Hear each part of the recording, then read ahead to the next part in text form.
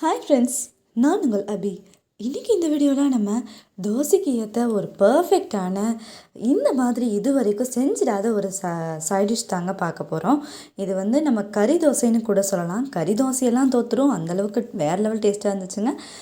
இப்போது இது செய்கிறதுக்காக கொஞ்சோண்டு எண்ணெய் ஊற்றி பட்டை, கிராம்பு, சோம்பு கூடவே வந்துட்டு கொஞ்சோண்டு கருவேப்பிலை தழை அதையெல்லாம் சேர்த்துட்டு வெங்காயம் சேர்த்து நல்லா வதக்கி விட்டுக்கலாம். சோயாவை வந்து கொஞ்சம் சுடுதண்ணிக்குள்ளே போட்டு எடுத்து வச்சுருக்கேன். இஞ்சி பூண்டு விழுது ஒரு ஸ்பூன் அளவுக்கு சேர்த்துக்கலாங்க. இது நல்லா வதங்கட்டும். அதுக்குள்ளே வந்துட்டு நம்ம தண்ணிக்குள்ளே ஊற வச்சுருக்கிற சோயாவை வந்து நல்லா முக்கி வச்சுக்கோங்க. லைட்டாக உப்பு வேணும்னா அதில் சேர்த்துக்கோங்க. இப்போ வந்து இதில் 2 பச்சை மிளகாய் இந்த பேனில் சேர்த்து விட்டுக்கலாம். பச்சை மிளகாய் சேர்க்க விருப்பம் இல்லாதவங்க கூட விட்டுடலாங்க. அடுத்ததாக ஒரு தக்காளி பழம், கொஞ்சம் பெரிய தக்காளி பழமாகவே எடுத்துருந்தேன். எடுத்துகிட்டு சின்ன சின்னதாக கட் பண்ணிவிட்டு உள்ளே சேர்த்துக்கிட்டேன்.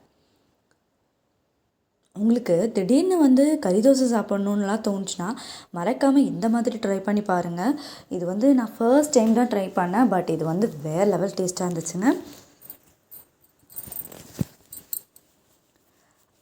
இப்போ வந்து கொஞ்சோண்டு கரம் மசாலா, மல்லித்தூள் கொஞ்சம், மஞ்சள் தூள் கொஞ்சம், அதுக்கப்புறமா வந்துட்டு மிளகாத்தூள் கொஞ்சம் சேர்த்துட்டு தேவையான அளவு உப்பு சேர்த்து நல்லா மிக்ஸ் பண்ணி விட்டுடலாங்க. ஆக்சுவலி வந்துட்டு எனக்கு நைட் என்ன சைட் டிஷ் பண்ணுறதுன்னு தெரியல. கொஞ்சம் காலிஃப்ளவர் குழம்பு வந்து காலையில் வச்சது இருந்துச்சு. சரி, சோயாவை வச்சு ஏதாச்சும் பண்ணிடலாமே, ஒரே மாதிரி சட்னி அடித்து சாப்பிட்டு போர் அடிச்சிருக்கு அப்படின்னு சொல்லி இருக்கிற சமயத்தில் தான் வந்து டக்குன்னு இந்த டிஷ் ஆச்சு.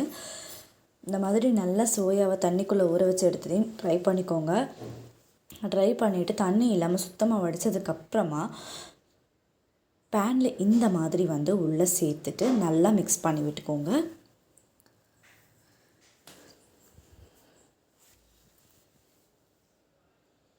இந்த சோயாவே வந்து வதங்க நமக்கு லைட்டாக தண்ணி விட ஆரம்பிக்கும்.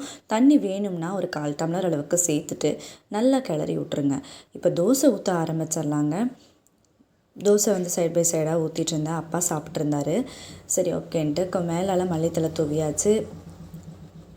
சோயா எடுத்து சாப்பிட்டு பார்த்தேன். உள்ளுக்குள்ளே வந்து அந்த கிரேவி நல்லாவே இறங்கி இருந்துச்சு இந்த டேஸ்ட். ஓகே, இப்போ ஸ்டவ் ஆஃப் பண்ணிடலான்னு சொல்லிட்டு ஸ்டவ் ஆஃப் பண்ணி வச்சாச்சு. அது இந்த அடுப்பில் இருந்துச்சு. நம்ம தோசை வந்து ஆல்ரெடி ஊற்றிட்டுருக்கோம். இன்றைக்கி வந்து ஒரு ஊத்தப்பம் மாதிரியே செஞ்சு அதில் வந்து இதை ஸ்டஃப் பண்ணிக்கலாம். எப்படி இருக்குங்கிற டேஸ்ட் வந்து எனக்கு ஃபஸ்ட்டு தெரியலை. சரி ஓகே, சும்மா இதை ட்ரை பண்ணி தான் பார்ப்போமே அப்படிங்கிற மாதிரி தான் நான் ட்ரை பண்ணேன். பட் வந்து இது ரொம்ப ரொம்ப அருமையான ஒரு பர்ஃபெக்டான டேஸ்ட்டாக இருந்துச்சு. தோசை ஊற்றியாச்சு. இதுக்கு மேலாப்பில் வந்துட்டு நம்ம வீட்லேயே செஞ்ச நெய் அதை எடுத்து ஒரு ஸ்பூன் அளவுக்கு விட்டாச்சுங்க. நெய் தோசை சாப்பிட்டு ரொம்ப நாள் ஆச்சு. ஸோ நெய் தோசை சாப்பிட்றலாம் அப்படின்னு ஒரு ஃபீல் இருந்துச்சு. சரி, இது கூட வந்துட்டு நம்ம ரெடி பண்ணி வச்சுருக்கிற சோயா அதையும் எடுத்து வச்சுக்கலாம். நான் இன்றைக்கி கொஞ்சம் நிறைய சோயாவே எடுத்து தோசைக்கு மேலே அப்ளை பண்ணியிருக்கேன். வச்சுட்டு இந்த மாதிரி கரண்டி வச்சு லைட்டாக நல்லா கொத்தி விட்டுக்கோங்க.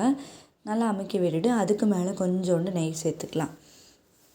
இப்போ இதை அப்படியே வந்து திருப்பி விட்டுடலாங்க.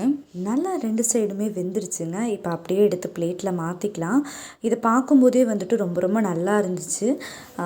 சாப்பிட்டு பார்த்தாலும் வேறு லெவல் டேஸ்ட்டாக இருந்துச்சு. அதுவும் இந்த நெய்யெல்லாம் ஊற்றி சாப்பிடும்போது நமக்கு ரொம்பவே நல்லா இருந்துச்சு. இதுக்கு எந்த விதமான சைடிஷும் தேவைப்படாது. இதை அப்படியே நம்ம சாப்பிட்ற வேண்டியதான். மறக்காமல் நீங்களும் வந்து இந்த சோயா தோசையை செஞ்சு பார்த்துட்டு எப்படி இருந்துச்சு அப்படிங்கிறத எனக்கு கமெண்ட் பண்ணுங்கள். இன்னும் ஒரு சூப்பரான வீடியோவோட நெக்ஸ்ட் டைம் நான் உங்களை சந்திக்கிறேன். அதுவரை என்றும் இணைந்திருங்கள். நான் உங்கள் அபி. ஓகே ஃப்ரெண்ட்ஸ், பாய்.